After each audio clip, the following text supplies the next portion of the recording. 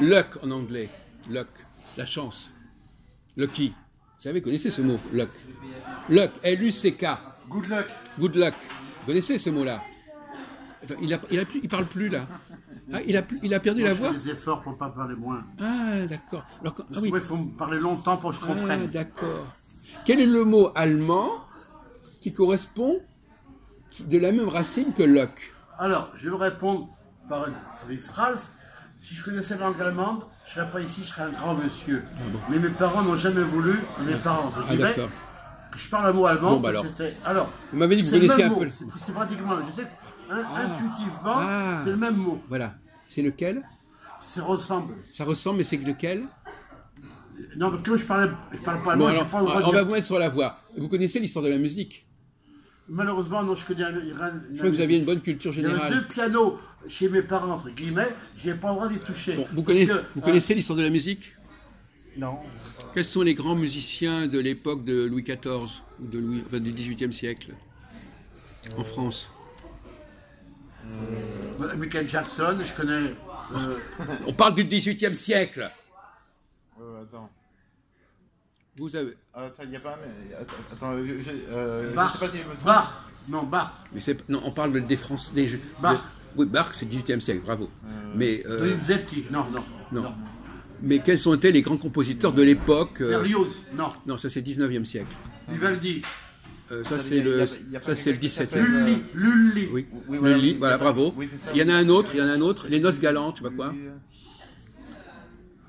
Les Indes galantes. Un grand compositeur d'opéra. Là, faut trouver dans les mots allemands. Dont le nom ressemble à Luc.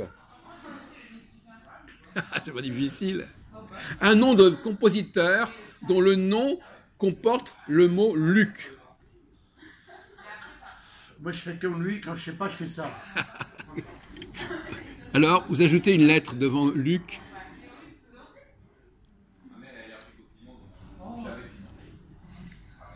Prenez tout l'alphabet. Gluck. Voilà. Mais je n'aurais pas dû le dire parce que je ne connais pas l'allemand. J'ai pas le droit de le dire. Mais Gluck, c'est ça. Gluck, ça veut dire quoi en allemand? Ça veut dire la chance. Ouais. Voilà. Les légumes. Comment on dit les légumes en allemand? C'est Gemüse. G. Voilà. Donc, non, c'était un petit exercice. Moi, Gerhard, le dur. Finalement, il a quand même trouvé. Ich bin Gerhard, Voilà. le dur. Gut, sehr gut. Alors dur, ça peut être comme ça, ou alors comme ça. Non, mais c'est un petit exercice de gymnastique mentale. Voilà. Quand j'enseigne, je mets de la poésie. On vous met sur la voie. Vous avez entendu parler de Gluck quand même. Non. Ouais. Et vous? Lui, Et oui, vous mais... Gluck, vous avez jamais entendu parler de Gluck? Moi, je l'ai dit, Gluck. Ah bah oui. Et eux, ils n'ont pas entendu, alors que c'est un des grands noms, c'est un des Faut seuls, les excuser. des grands noms, des grands compositeurs à côté À part les comptines de Blanche-Neige, il faut l'excuser. Mais Gluck, non. Alors, pourquoi est-ce que vous connaissez le nom de Lully, justement? Pas bien parce que je l'ai vu... Non, mais il y a une raison pour laquelle... Dans un livre... Dans le mot croisé, dans le mot croisé. Non, il y a une raison pour laquelle Lully Non, est j'ai connu. déjà vu, dans un Est livre connu. d'histoire, Non, il est associé à un grand, dramaturge. Là, c'est pas notre tasse de thé, hein. Dramaturge. Quelqu'un qui a écrit des grandes comédies en France Ni notre verre de Boucha, non plus. au XVIIe siècle. Et nous, les gens comme Quel nous, est le plus grand auteur de comédie en France au XVIIe siècle? Molière... Molière. Mais ça, vous savez, non mais ça vient pas là? Ça sort pas? hey, Comment? bitte schön, mein Doctor. Des gens comme Jean-Baptiste eux là. Poquelin, Et moi, on est Jean-Baptiste- zéro. C'est vrai, mais je suis zéro Jean-Baptiste en. Poquelin, il s'appelle. Des choses là. Je suis zéro. Non mais il a travaillé avec la musique de Lully. C'est pour ça que vous le connaissez. Parce que les gens qui ont étudié Molière, ils sont tombés sur Lully. Par exemple, Molière, c'est pas le son bourgeois nom. gentilhomme, par exemple, la musique du bourgeois gentilhomme, c'est fait par Lully, etc. Voilà. C'est pour ça qu'il est plus connu que Gluck. Mais qui était un Italien, Lully aussi. Bon. Donc, voilà. Alors justement, puisqu'on parle de ça, à votre avis, mon cher ami, À mon avis. à votre avis, à quoi sert la culture générale? Eh bien, c'est pour le peuple, pour qu'ils puissent comprendre un petit peu les ordres qu'on leur donne, ou leurs devoirs, ou les écritures du travail. C'est ça. C'est basique, c'est ça que je voulais dire. Ouais, basique, c'est ça, basique. Mais il y en a qui n'ont même pas ce côté basique. De moins en moins. Alors finalement... Mais maintenant, il y a tellement d'informatique, on n'a plus besoin de donner du Ah ben basique lui, au peuple. regardez lui par exemple, lui, il compense ses lacunes avec son téléphone. Dès qu'il a un problème, il se précipite sur son téléphone. C'est qu'en lui, on a compris. Plus besoin de culture générale pour que... Voilà. Il a bien compris, lui, comment il s'appelle, Valentin. Lui, c'est pas la peine de se casser la tête. Et puis autrefois, même chez le peuple, il devait avoir une certaine conversation. Alors, pour meubler la conversation, tu comprends, on avait besoin de ça. Mais maintenant, on n'a plus besoin de la conversation. On parle du foot. Le football a remplacé la conversation. Oui. Les startups. Notre ami Hollywood, Victor, là, il fait que ça. Madonna, ça a remplacé la conversation. Oui. Donc, par exemple, Victor, il se servait de Valentin pour lui demander les résultats sportifs. Il lui demandait, donne-moi les résultats sportifs, sors ton téléphone, et puis voilà. Et comme ça, Valentin, il se rendait intéressant parce qu'il pouvait donner les résultats sportifs. Alors qu'il n'y connaissait rien, mais il pouvait... Voilà. Donc c'est une prothèse, en fait. Vous êtes d'accord là-dessus? Vous êtes d'accord sur ce sujet? C'est un outil, hein. Que c'est un outil qui remplace, qui peut compenser des manques. Ah ben, Qui peut se faire passer, d'ailleurs que ça permet de compenser avoir une bibliothèque dans la main, avoir, non, mais ça permet de compenser, ça permet d'avoir ce qui nous manque. Ah oui, ça, bah, de toute façon... La prothèse d'une jambe, c'est un outil qui te permet de marcher. Donc, c'est pas... Donc les prothèses, lui, il y a un outil, c'est les mêmes mots, voilà. Finalement.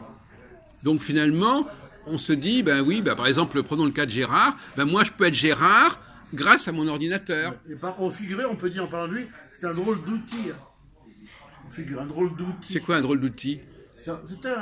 En France, quand on parle de quelqu'un qui est pas très valable, c'est un drôle d'outil. Ah bon, ça se dit comme ça? Bah, bien sûr. Je ne sais pas cette formule, vous l'avez déjà entendue? Un peu. On a dit à votre sujet que vous étiez déjà un drôle d'outil. C'est pour du peuple, il ne connaît pas beaucoup de choses à lui. Par contre, il y a un mot qu'on a beaucoup employé récemment, c'est fonctionner. Les gens, ils sont... Alors on parlait tout à l'heure d'égalité d'égalité et de liberté. Eh ben, les gens du peuple, ils fonctionnent. Oui, parce que fonctionner, tu n'as pas besoin de réfléchir. Elle fonctionne, tu vois. C'est comme une locomotive. Elle fonctionne. Tu n'as pas besoin de réfléchir. Tu fonctionnes. Voilà. On en a parlé longuement de ça. Vous vous souvenez? Une fonction, c'est fait des mouvements répétitifs. Mais par exemple, monsieur, alors je ne veux pas vous agresser, mais par exemple, vous mangez beaucoup quand même. Je fais attention de manger moins. Oui. Alors, est-ce que manger, c'est pas aussi une façon de fonctionner? Ah ben, moi, je mangeais dans le but d'avoir des muscles forts pour mon travail, tu vois, comme dans la locomotive, on lui met des fournées, excusez-moi du mot, on lui met des pelles de charbon dans le ventre, oui, fonctionner. Oui. Parce qu'il n'y a pas de médicaments à mon époque. Alors, nous, on avait la culture de la bouffe, tu vois. Non, mais vous êtes d'accord que dans votre corps, il y a le haut et le bas. Il y a la tête et il y a le corps. Enfin, c'est pas la même chose. On parlait tout à l'heure. Vous parlez de l'amour, hein, du prêtre Jean, et moi j'ai parlé du bas, un peu cochon. Ah oui, d'accord. Non, mais ça, on a sauté, ça. On a censuré. Donc, non, mais le bas. Donc, finalement, parfois, la tentation, c'est plutôt de faire fonctionner le bas que le haut. Par contre, dans le département du Rhône, on confond le bas du haut. C'est pas pour rien que le département du Rhône s'appelle le 69, érotiquement 69. Oui. On ne sait plus où est le bas. Et en Alsace, il y a le Bas-Rhin et le Haut-Rhin. Bon, passons. Ah, attends, à propos. Savez-vous que le Rhin, depuis très longtemps, s'est décrété comme un fleuve international? Ah, j'aime beaucoup le Rhin, moi. Quiconque l'emprunte n'a pas besoin de passeport parce que c'est hors les nations. Voilà. C'est l'importance. Mer Noire, mer du Nord. Oui. International. Rhin-Rhône. T'as pas besoin de rien du tout. Donc, le peuple israélite, pourquoi on trouve beaucoup de israélites long du Rhin? Parce que là, tu fais ton commerce. Voilà. Le commerce, moi, je suis un Rhénan. Le Rhin. Je suis Rhénan, moi. L'importance de l'Alsace. Celui qui tient les deux côtés du Rhin, c'est le maître de l'Europe. Voilà, exactement. Oui, non, mais il a des lumières, il faut reconnaître que c'est l'empire de Charlemagne. Comment s'appellent les 5 villes sœurs du peuple israélite? Ils se trouvent là. T'as Francfort, Stuttgart et quoi? T'as quoi? Les 5. Là où il y a Rothschild. Les 5 villes israélites. Mayence, peut-être? Oui, ça c'est des villes sacrées. Peut-être. 5. Et Heilbronn aussi. Qui est ma ville. Attention, quand je dis... Sur le Neckar. c'est une façon de parler. Parce Oui. que, bien entendu, juif n'est pas une race. Hein. C'est une communauté de mœurs, d'habitudes et de commerce en général, tu vois. Une fraternité, voilà. C'est une Mais fraternité. vous n'avez jamais parlé de la sexualité juive. Il y a plusieurs Ah, livres qui ont été écrits là-dessus. C'est assez complexe. Hein.